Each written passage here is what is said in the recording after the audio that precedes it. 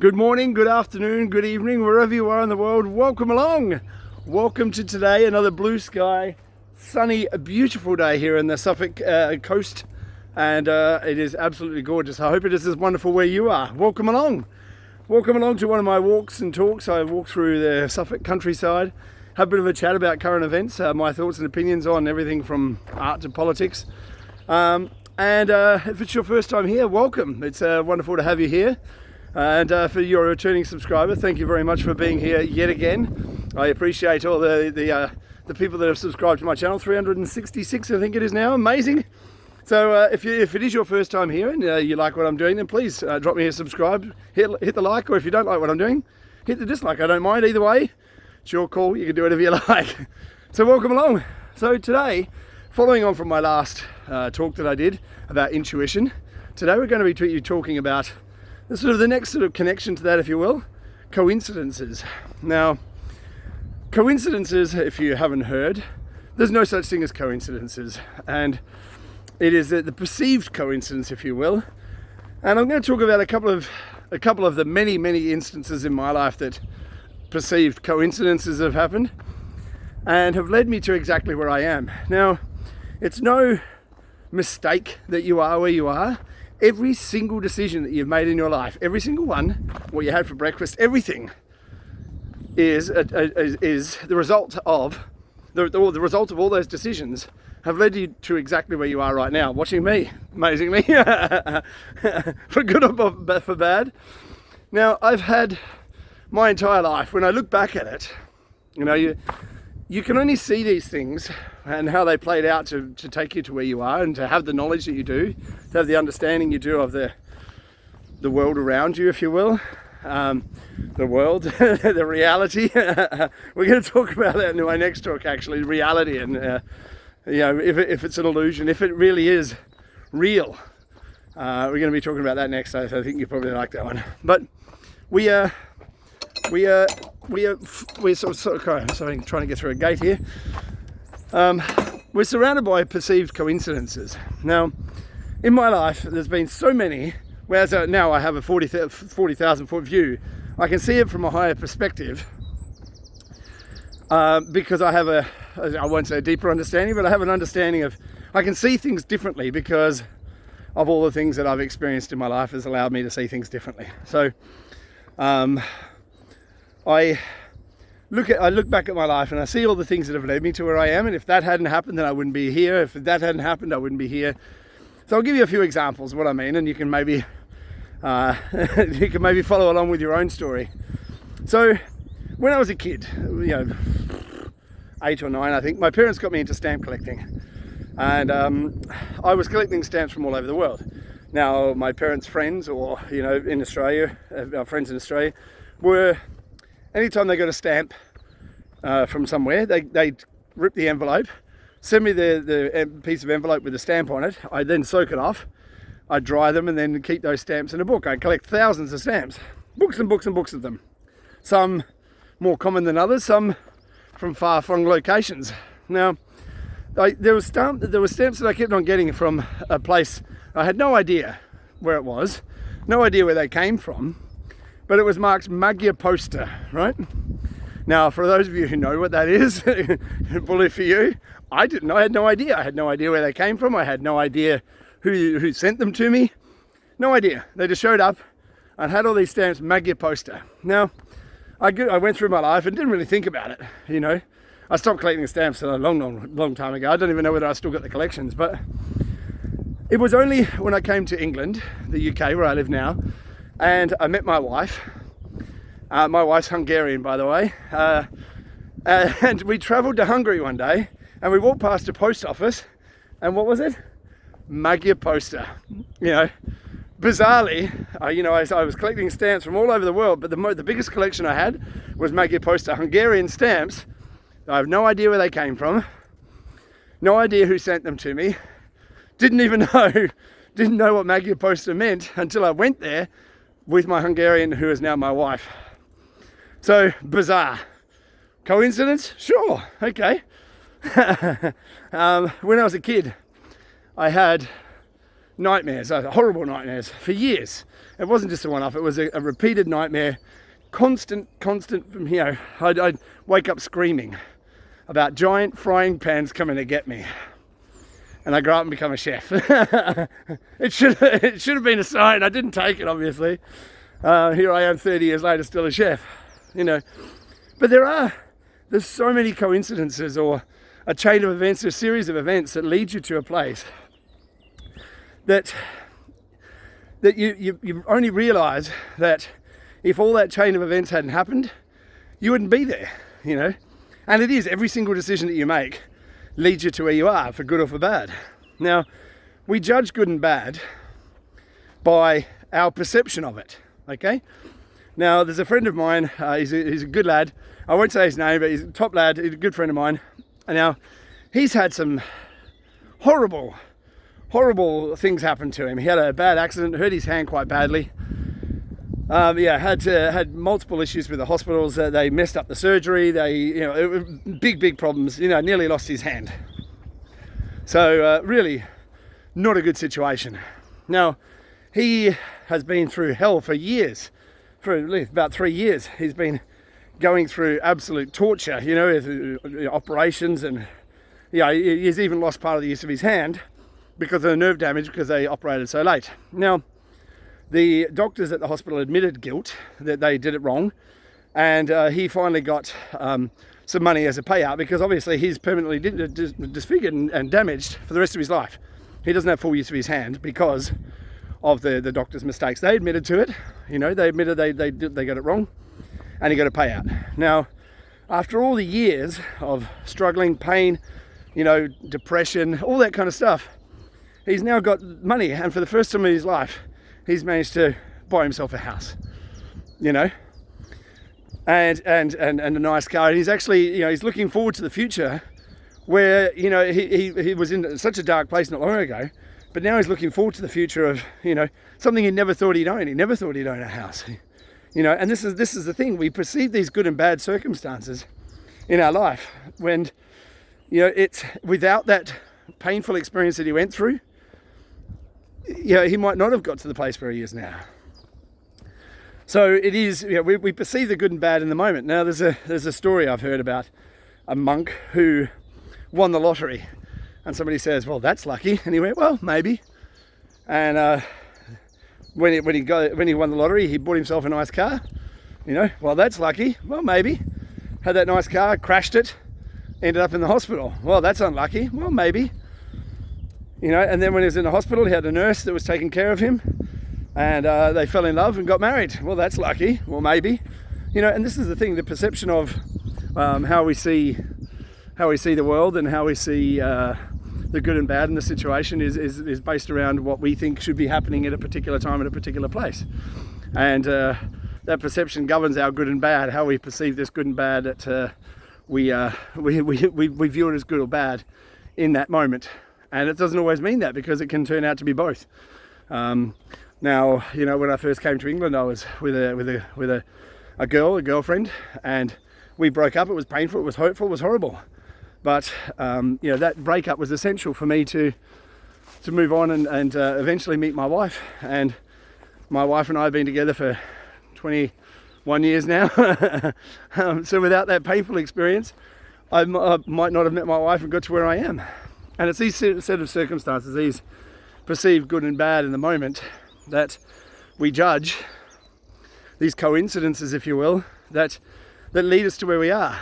Now, all the things that I've done in my life, all the decisions that I've made, all the information I've checked, all the people that I've met who've led me down particular paths, who've introduced information to me, who've changed my life, we're there for a reason. And we have to recognize that we're all the things that come into our life are there for a reason.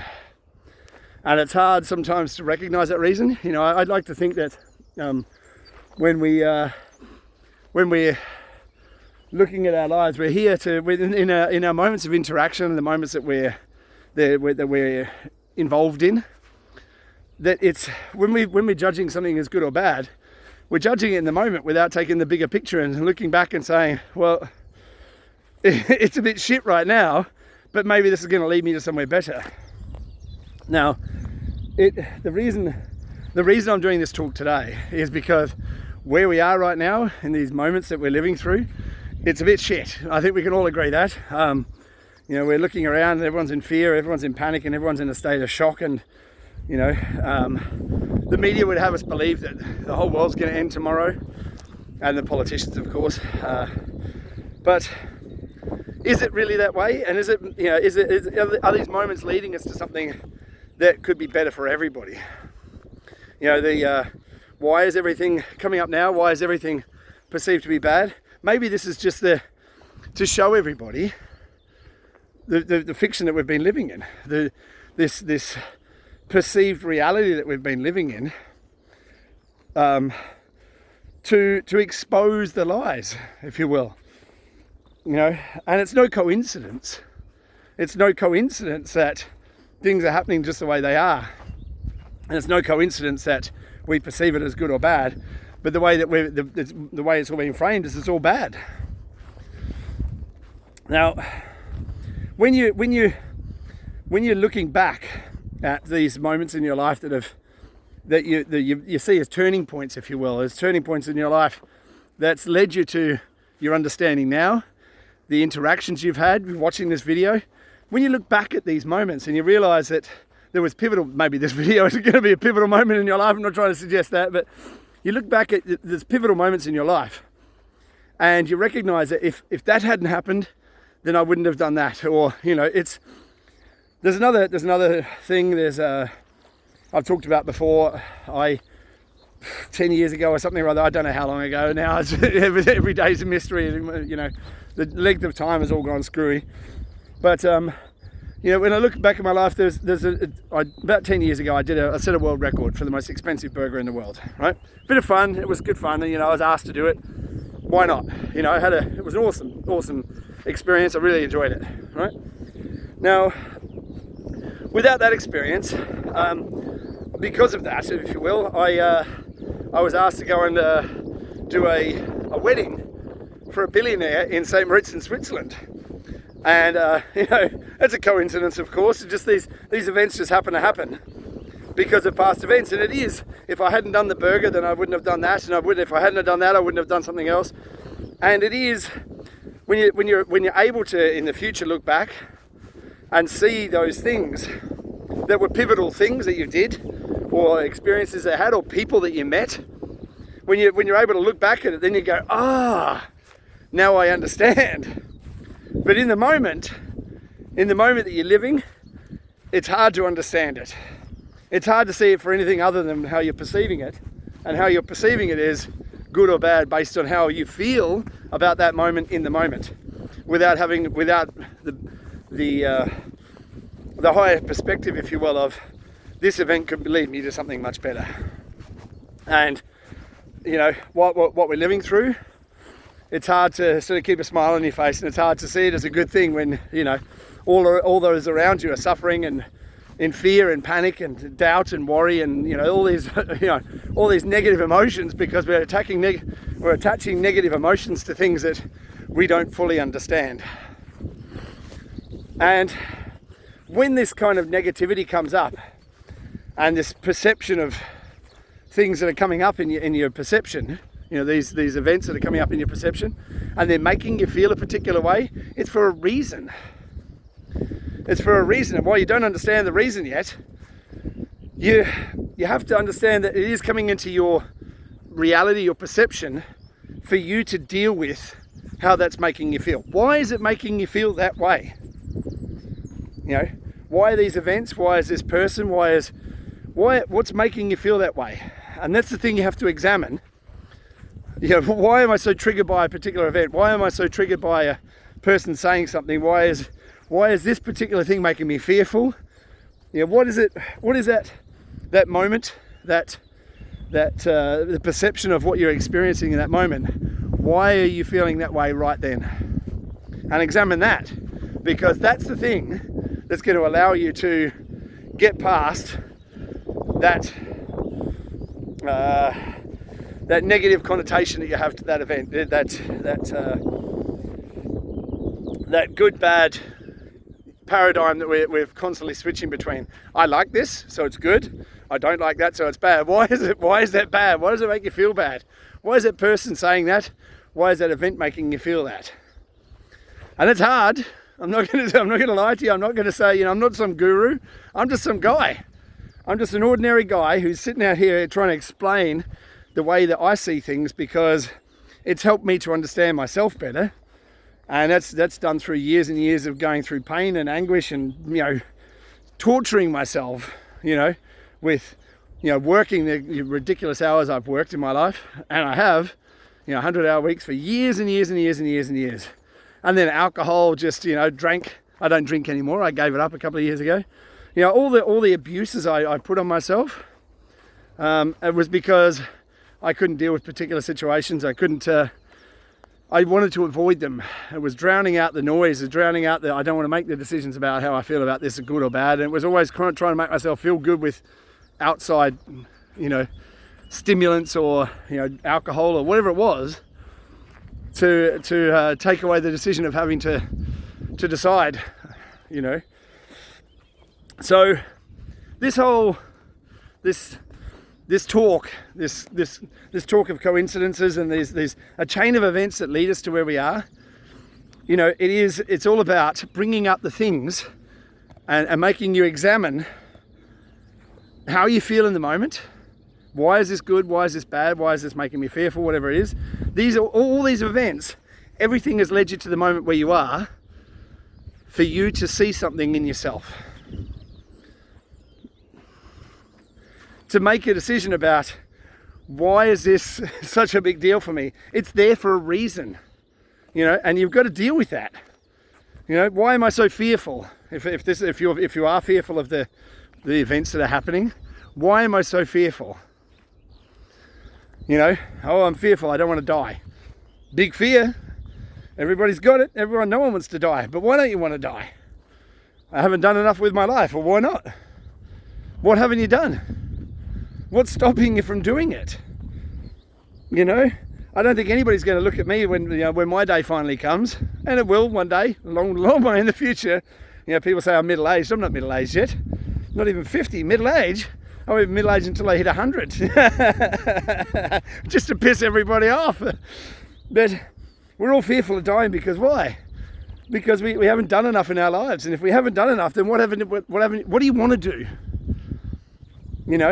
If that's what it is, if that's what you're fearful of, that, whatever it is. I mean, I don't know what your life is, but it is. We have to examine the way that events and things are making us feel in the moment, because they're there for a reason. They're there to trigger you for a reason. And if you put it off, oh no, I'm just going to get drunk, I'm just going to smoke a bunch of weed, or whatever it is, whatever your poison is, you're going to, subtract yourself from the situation, whatever that is, whatever you're distracting yourself with, it is a distraction. Everything's a distraction.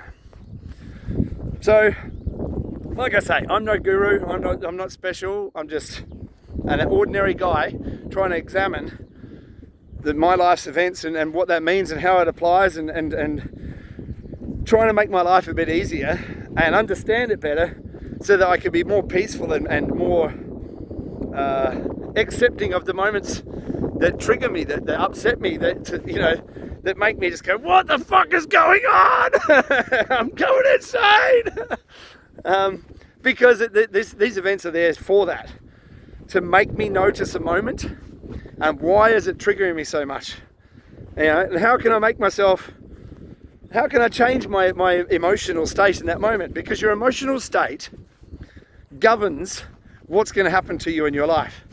So if you think that you're in a constant negative state, a state of fear and worry, and I don't have enough money, or how am I going to pay my bills, or whatever it is, it's like constant negative state. What do you think you're going to attract to you? The law of attraction.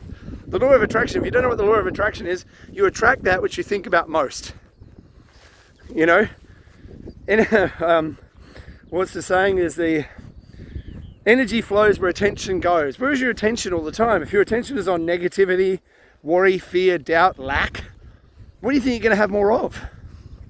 Now, what does that mean? What is the energy flows where attention goes? Now, if you were, the best analogy I can use, let's just say you think about buying a new car, like a Tesla. I want a new Tesla.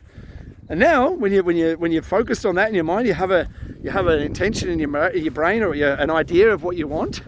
You'll notice that there's Teslas everywhere. They were always there, but you're just noticing them more because that's how your subconscious has been programmed to look for that. It's a confirmation bias. Oh yeah, there's Teslas everywhere. You know, you think about having a baby, you'll see babies everywhere. You think about buying a Dalmatian dog, you'll see Dalmatians everywhere. It's not because there's more Dalmatians.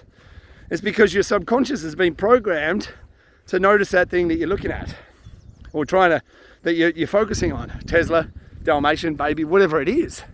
So if you're focusing all the time on fear, doubt, lack, worry, lack of money, whatever it is, what do you think you're going to have more of? What are you going to notice more?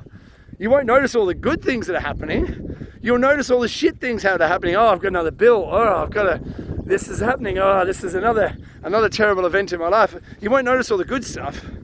You'll notice all the terrible things that you don't want, because you're so focused on the things that you don't want. The law of attraction says that the universe can't, the God, whatever you want to call it, universal consciousness, it doesn't know the difference between I don't want and I do want. It is focus on that thing. I don't want debt. So what's the underlying thing that's in that sentence? Debt. You know, your focus is on that thing. You know, I don't want a Dalmatian. What are you going to do? You're going to notice Dalmatians everywhere. I don't want debt. The main focus is the thing that you're focusing on. Fear, lack, doubt, worry. You know, is that where you want to be focused? Is that what you want more of in your life? That's the question, you know. So you can call it coincidence, you can call it whatever you want. The coincidences is a chain of event thing. When things work out the way that you think that they will, or the way that you hope that they will, it's because you're focused on a direction that you should be going down, a path that you should be leading yourself on by your emotional state. And where you're putting your focus and your attention and your emotional state is what you're going to have more of. You know, it doesn't always work in the time frame that you want it to. Like, you can't go, okay, I'm going to put a smile on my face this morning and everything's going to be rosy and I'm going to have 10 million in my bank account. It doesn't work like that. You know, because you don't believe that. You don't believe that you can have 10 million in your bank account in half an hour. The best thing you can do for yourself is change your emotional state. You know, if you're worried about a particular thing, take your attention off that nonsense. Turn off the television. If it's making you upset, turn it off. Go for a walk down to the beach. Go for a walk around your local park. Do something. Get away from the nonsense and the bullshit and the fear and the worry and the government in your ear. You're all going to die. Get away from the nonsense and focus on something that makes you happy. Now, people talk about meditation. You know, not everyone's is going to sit around and go, you know. That's not everyone's idea of meditation. You know, meditation should be the ability for you to be able to change your emotional state by what you're doing. Now, if you're an Om kind of person, awesome. You know, if it's yoga, great. Football, awesome. Playing billiards, darts, whatever it is that makes you happy, as long as it's not something like drinking or something that's going to be negative or bad for your body, then that's where you should focus. Listen to some music, you know.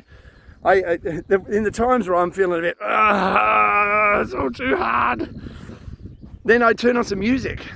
Turn on some really good music, you know, depending on the day. You know, I love some dance music, a bit of chicane, you know, and other days it's classical music.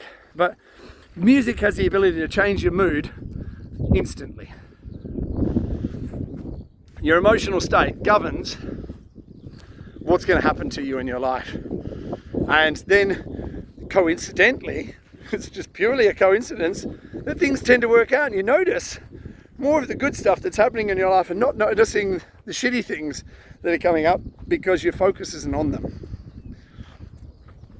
So, all that said, what are you focusing on? Who are you meeting? In those moments where you're meeting new people or you're hearing new things or whatever, what are you there in that moment for? Are you there to teach? Are you there to learn? What's the moment? What do you mean? What's that interaction all about?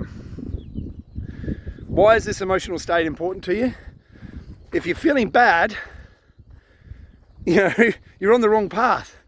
You're on the wrong emotional path. Emotions are the things that tell you whether you're on the right path or whether you're on the wrong path. And if it doesn't feel good, you got to stop doing it. You know, if it's not making you feel good, then do something else that does.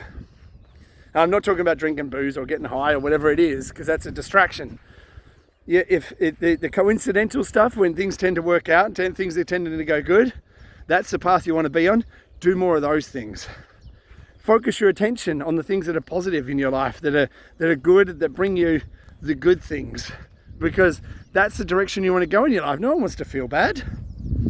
And your life isn't all going to be rosy and sunshine and rainbows and unicorns farting in your face. There's going to be some tough times. But you know, it's your emotional state in those moments, and what you're creating when you have a negative emotional state is more of those things that you don't want. So you've got to decide where you want to be and how you feel about it, because then you can change the things that are coming into your life and make things more coincidental in your favor rather than working against you. So take a 30,000 foot view, see things for what they are. It's an emotional trigger for a reason. And if you can see it that way, then you can decide what you want to do. So that's my little talk for the day.